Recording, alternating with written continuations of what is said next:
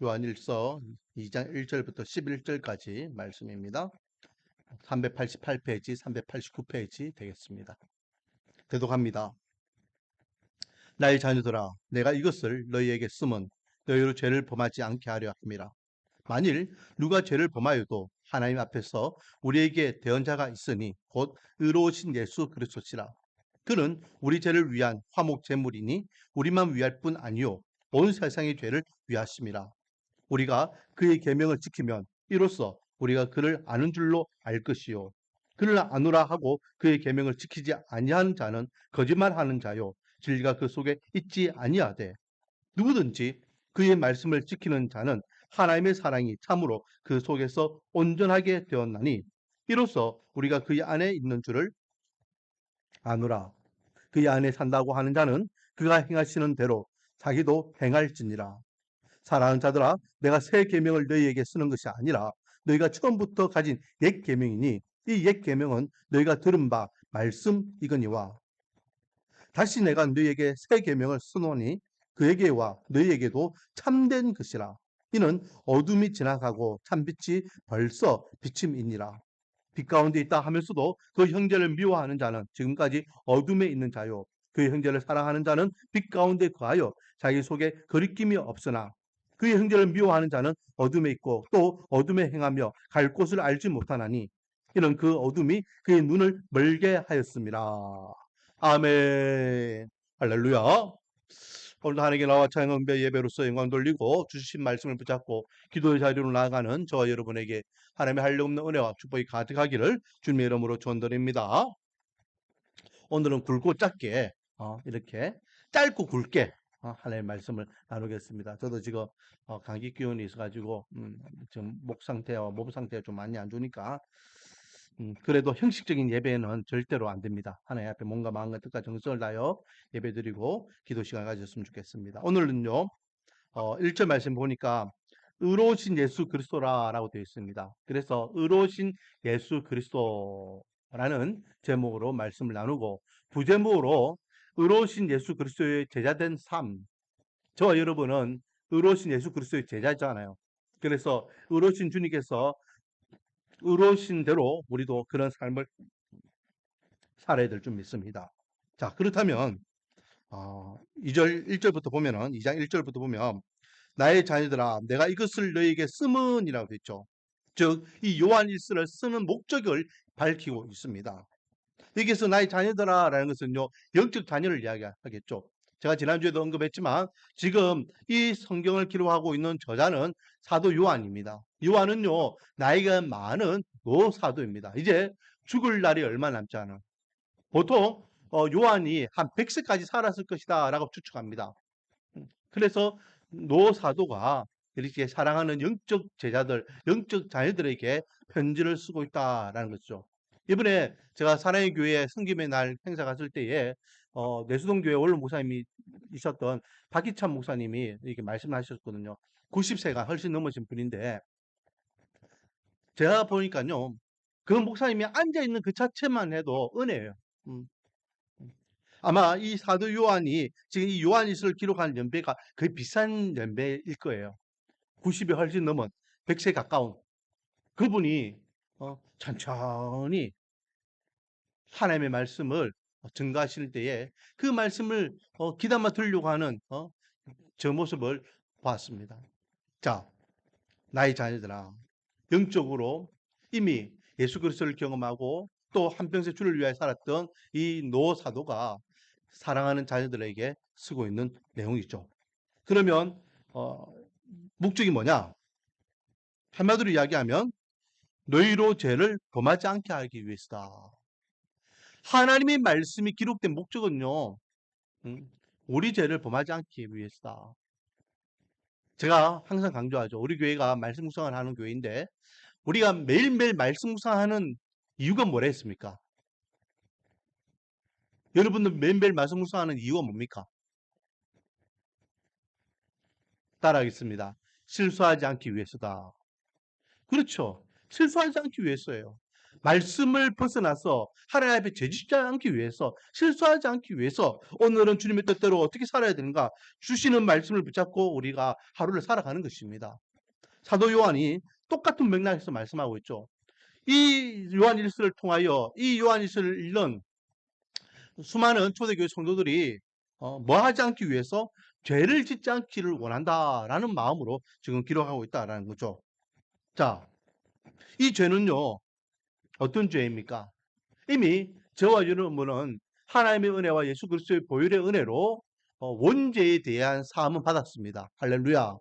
하나님께서 예수 그리스도 통하여 저와 여러분을 향할 죄 없다라고 인정하셨어요. 아담과 하와가 지었던 그 인류에 갖고 있는 원죄, 그 죄는 이제 하나님께서 눈 감아 주시는 거예요.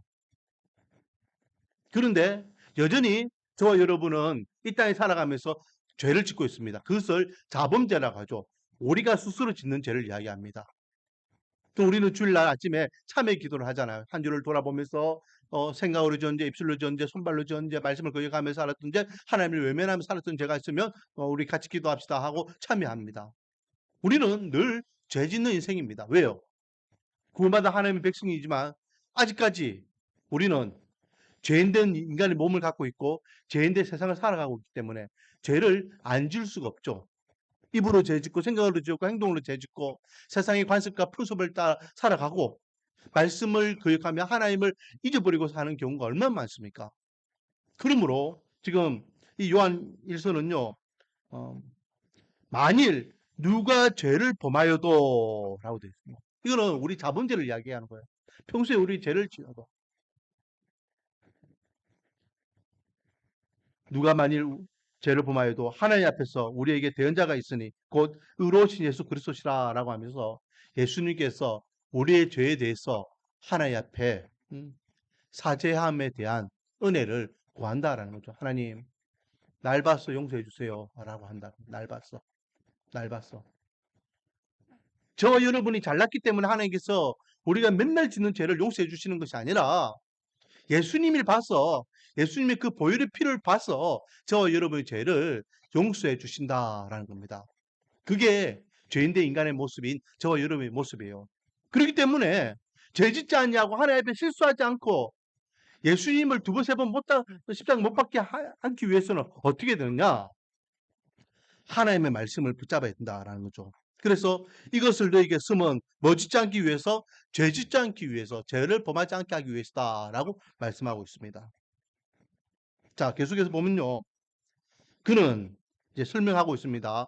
예수님이 왜 우리의 대속의 은혜가 되시는지, 우리 죄를 위하여 화목제물이니 우리만 위한 뿐 아니요 온 세상의 죄를 위함이다라고 하면서 예수 그리스도는 누구의 죄를 위해서? 우리 죄를 위하여 화목제물로 하나님 앞에 들으셨다라고 말씀하고 있습니다.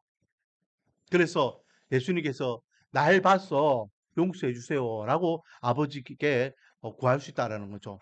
자, 그런데요, 여기에서 첫 번째 죄는 우리가 짓는 이 죄를 이야기하지만은 또 두 번째 죄 삶에 대해서 요한은 이렇게 이야기합니다. 2절에 보니까 우리뿐만 아니라 구원받은 하나님의 백성들뿐만 아니라 아직 구원받지 못한 세상의 많은 사람들의 죄도 예수님께서는 그 보혈의 피로 사함의 은혜를 주셨다라는 거죠.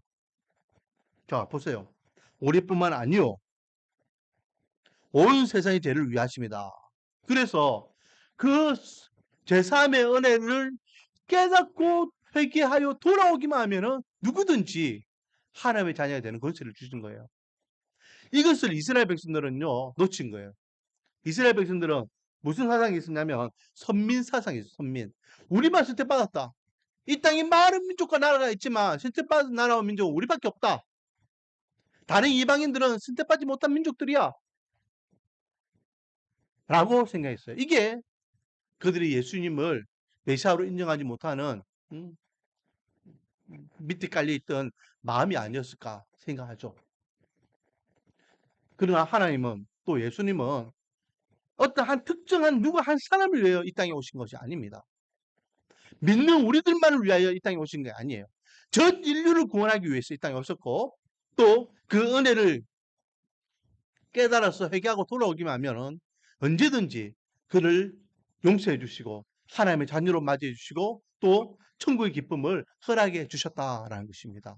그러니 지금 이 예수님의 보혈의 은혜는 아직까지 진행 중이에요.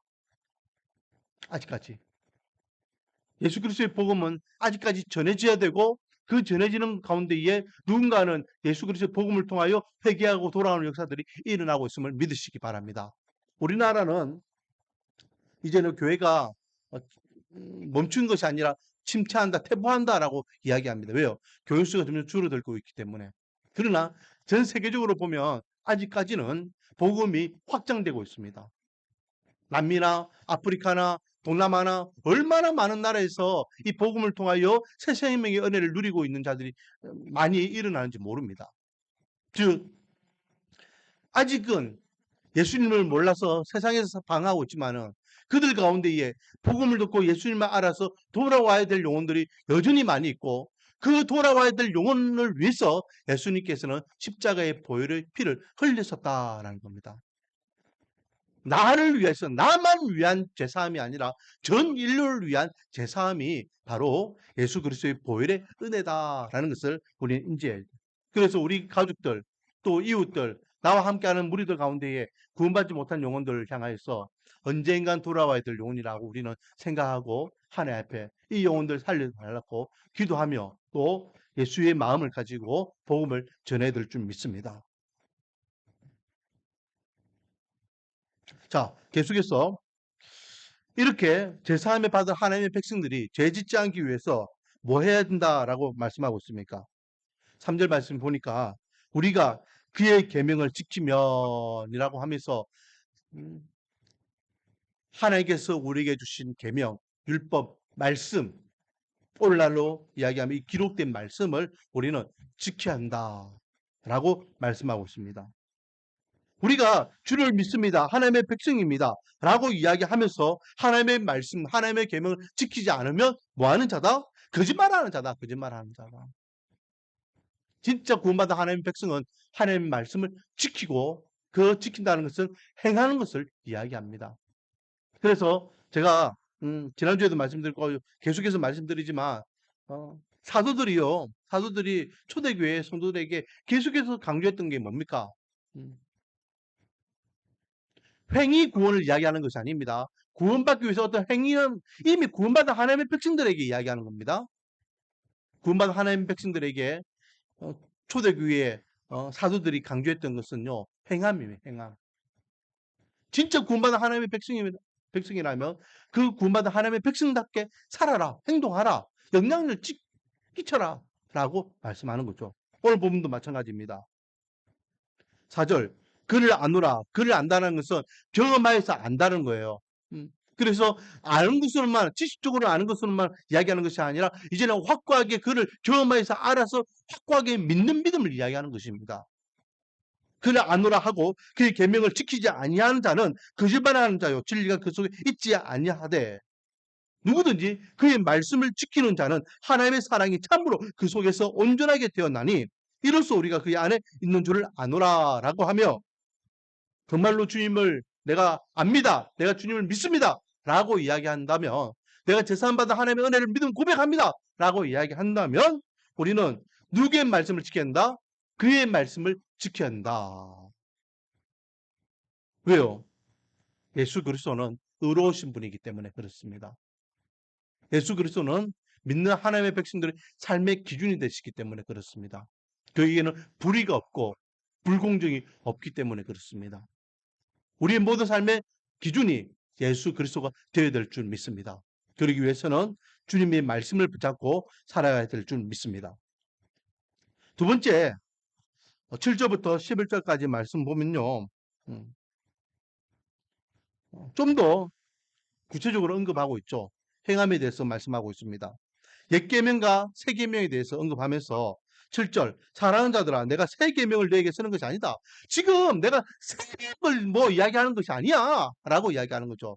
이미 하나님께서 옛 계명 이스라엘 백성들에게서 옛 계명 율법 그리고 그것을 압축하고 있는 그 10계명 1계명부터 4계명까지는 하나님을 어떻게 사랑하는지, 5계명부터 10계명까지는 또 하나님의 백성들이 더불어 어떻게 살아가야 되는지, 거기에 대한 말씀들 이미 말씀하셨잖아. 근데 왜 그 말씀을 지키지 않아? 하나님을 잘 섬기고 백성들 간에 잘 우애를 다지면서 하나님의 백성답게 살아라. 왜 그렇게 살지 못하고 그렇게 세상 사람들처럼 똑같이 사니? 라는 것이죠. 색다른 게 없다라는 거예요. 지금 요한을 통하여 다시 한번 언급하고 있는 이 계명은 새 계명이 아니라 옛 계명이고, 옛 계명에서 이미 하나님께서는 분명하게 말씀하고 계셨다라는 겁니다. 그러면서 하나님을 잘 섬기고 이웃을 잘 섬기는 것이 옛 계명이지만은 새 계명을 다시 너희에게 준다라고 하면서 이 새 계명을 언급하는 이유는 뭐냐면, 옛 계명은 그냥 가르쳤던 말씀, 전해졌던 말씀, 들려줬던 말씀이라면, 그래서 율법을 지키고 율법을 알고 1계명이 뭐고 2계명이 뭐고 10계명이 뭐 이거 알고 배우고 익히는 것으로만 끝나는 것이 아니라, 그 계명을 이제 새롭게 요한을 통해서 하나님께서 우리에게 주시는 이 새 계명의 의미는 뭐냐면, 실천해라, 실천해라. 부모를 공경하라 했으면 부모를 공경해야지. 왜 공경하지 않냐? 살인하지 말라 했으면 살인하면 안 되잖아. 이웃을 탐하지 말라 했으면 이웃을 탐하면 안 되잖아. 실질적인 것을 행동으로 보여주어라. 이게 새 계명이다라고 언급하는 거죠. 8절. 다시 내가 너희에게 새 계명을 쓰노니 그에게와 너희에게도 참된 것이라.